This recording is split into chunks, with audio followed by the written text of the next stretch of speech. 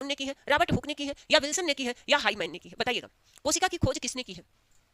हाँ जी, बिल्कुल B answer आ गया, वेरी गुड। तो यहाँ पे किसने की है? तो आप बताएंगे मैम रॉबर्ट हुक ने की है, राइट आंसर आपका बी चला जाएगा। नेक्स्ट देखिए, डॉट डॉट अमाशय में पेप्सिनोजन को सक्रिय करता है। अमाशय में पेप्सिनोजन, पेप्सिनोजन जो होता है ये कैसा है? ये असक्रिय अवस्था में है। किसमें? आज होता है सक्रिय अवस्था में। एक मिनट,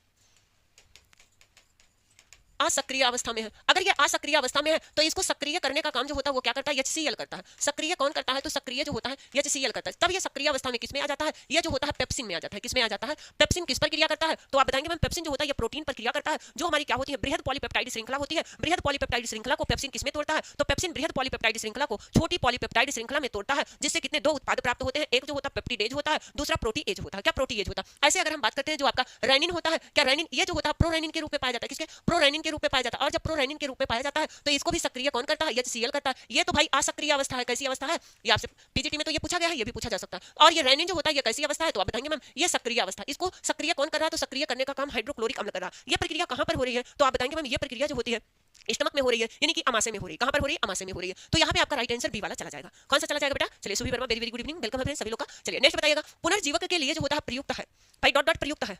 हाँ बिल्कुल, सक्रिय अवस्था जो होता है HCl किसमें? अमाशय में करता है। हाँ बिल्कुल। अब जो होता है यहाँ पे पुनर्जीवक डॉट डॉट के लिए प्रयुक्त होता है, रक्तदान होता है, कृत्रिम श्वसन होता है, डायलिसिस होता है, या अतिछनन होता है।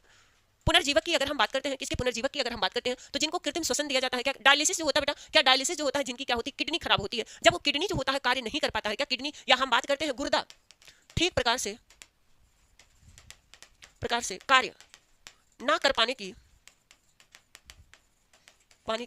स्थिति जो होती है, इस स्थिति में व्यक्ति को किस पर रखा जाता है? डायलिसिस पर रखा जाता है बेटा। जब किसी भी व्यक्ति का जो होता है गुर्दा जो होता है या किडनी सही प्रकार से नहीं कार्य करता, तो फिर जो होता है वो फिल्ट्रेशन का काम जो होता है कृत्रिम तरीके से कराया जाता है। उसी को पाइप डाल के शरीर में जो होता है, जो कि बहुत पीड़ादायक प्रक्रिया होती है, जिसमें बहुत ज्यादा तकलीफ होती है।